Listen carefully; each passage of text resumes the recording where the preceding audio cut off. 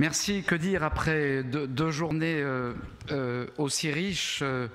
Moi, je voudrais juste exprimer d'abord un sentiment, c'est que c'est la première fois que j'entends, dans un paysage global qui est quand même un peu sombre, autant de discours positifs, autant de personnes et de personnalités, de chefs d'entreprise, d'enseignants, de responsables, qui, au fond, sont, malgré le pessimisme ambiant, confiant, au fond, dans l'homme responsable, dans le fait que l'homme va réussir à trouver des solutions durables, puisqu'on parle de durabilité, responsables, en tous les cas efficaces, pour un mieux-être des hommes dans l'économie. Et si je m'interroge un peu sur le rôle de notre école dans tout ça, au fond, notre école, quels sont ses piliers? Bien sûr, on est une école de business comme beaucoup d'autres, sauf que on a décidé, on l'a inscrit en lettres d'or dans notre mission statement, de mettre l'homme au centre. On a un côté dans chaque programme, dans chacune de nos écoles du groupe, on a un directeur académique, mais aussi on a un directeur de l'expérientiel et du développement personnel. Je ne vais pas rentrer dans tous les détails, on a la mission Humacité, on en a parlé, mais on essaie, dans toute notre pédagogie, de donner une place importante à l'homme et, je dirais, à l'homme responsable.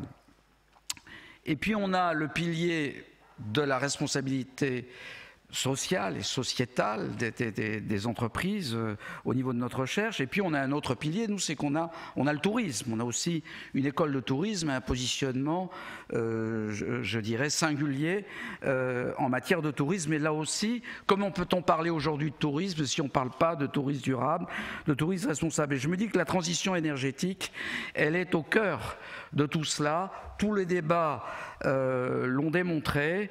Je parlais hier dans l'introduction de pédagogie de la transformation, transformative learning. Aujourd'hui, c'est très à la mode. Peut-être c'est à la mode. On en parle beaucoup, mais on fait pas. Il y a quand même pas grand-chose de très concret.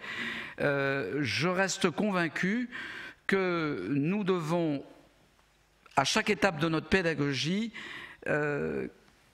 déposer des petites graines, créer des ferments pour inviter nos étudiants non seulement à se transformer eux-mêmes, et c'est pour ça que la pédagogie les confronte à beaucoup de challenges, mais en même temps pour les convaincre que oui, c'est nécessaire de contribuer à transformer le monde, et d'être un acteur dans tout ça. Non seulement c'est nécessaire, mais oui, c'est possible.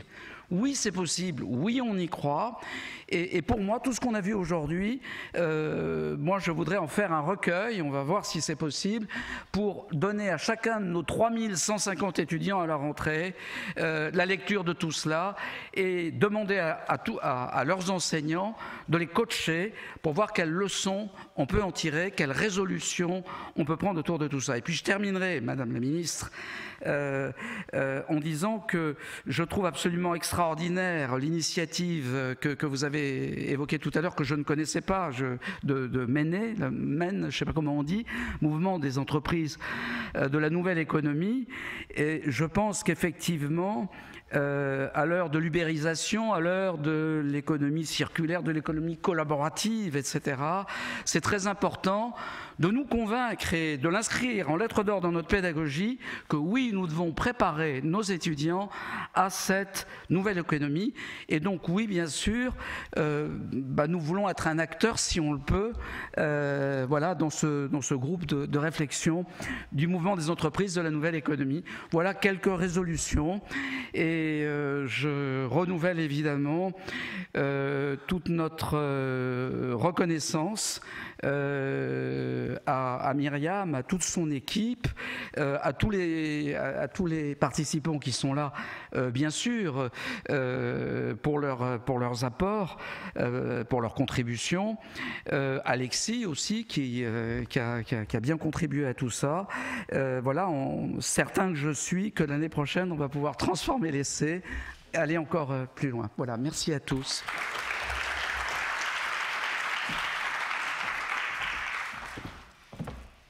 Merci Daniel. Et puis voilà, après près de 60 interventions, je ne suis pas sûre qu'on ait complètement répondu à la question posée, mais je suis sûre que vous repartez tous avec des éléments de réponse à la veille de la COP21. La France et l'Europe sont-elles prêtes?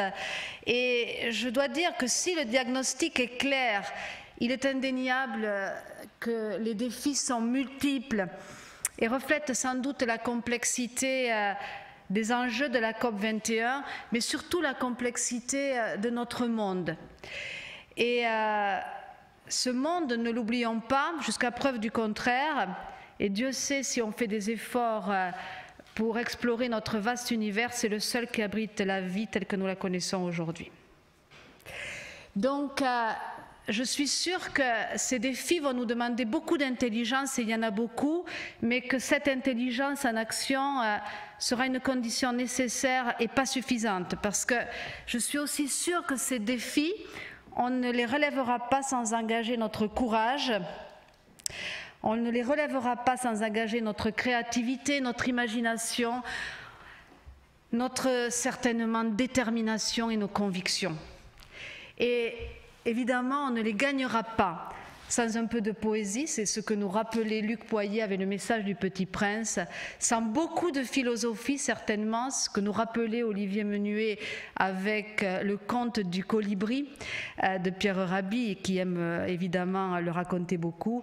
Et puis on ne les gagnera pas sans appliquer la sagesse de ce proverbe africain qui figure à l'endroit où est votre cœur et que vous avez dans vos sacs, qui est « Ensemble, on va loin, seul on va vite, ensemble on va loin ». Et une seule chose est claire au fond, et on l'a prouvé, vous l'avez prouvé pendant ces 2 jours, animateurs, intervenants, personnes qui nous suivent sur Internet, il y en a beaucoup, je le sais, c'est le fait que finalement ce pari, et c'est certain, c'est ensemble qu'on le relèvera, et ce pari du 2 degrés, c'est ensemble qu'on le gagnera. Ce défi, c'est le nôtre, nous en tant qu'individus, en tant que consommateurs, en tant que consommateurs. C'est celui des entreprises, nous entreprises, start-up, PME, ETI, grands groupes, élus, collectivités locales, étudiants, chercheurs, toutes les personnes qui ont été réunies pendant ces 2 jours ici. Nous sommes tous acteurs. Alors oui, Daniel, c'est ensemble. Oui, yes we can. Oui, c'est possible, parce que ce pari-là, c'est le pari d'un leadership à la française, c'est un pari cocorico, et c'est certainement la logique et le pari de 5T. Alors merci à tous. Merci aux équipes, merci à tous ceux qui ont permis que ces 2 jours se déroulent, je crois, dans les meilleures conditions. Je ne vais pas citer tout le monde, mais un grand merci de tout cœur, et puis certainement à l'année prochaine en essayant de faire encore mieux, parce que ce n'est qu'en progressant à tout point de vue qu'on continue à vivre et alimenter nos passions. Merci.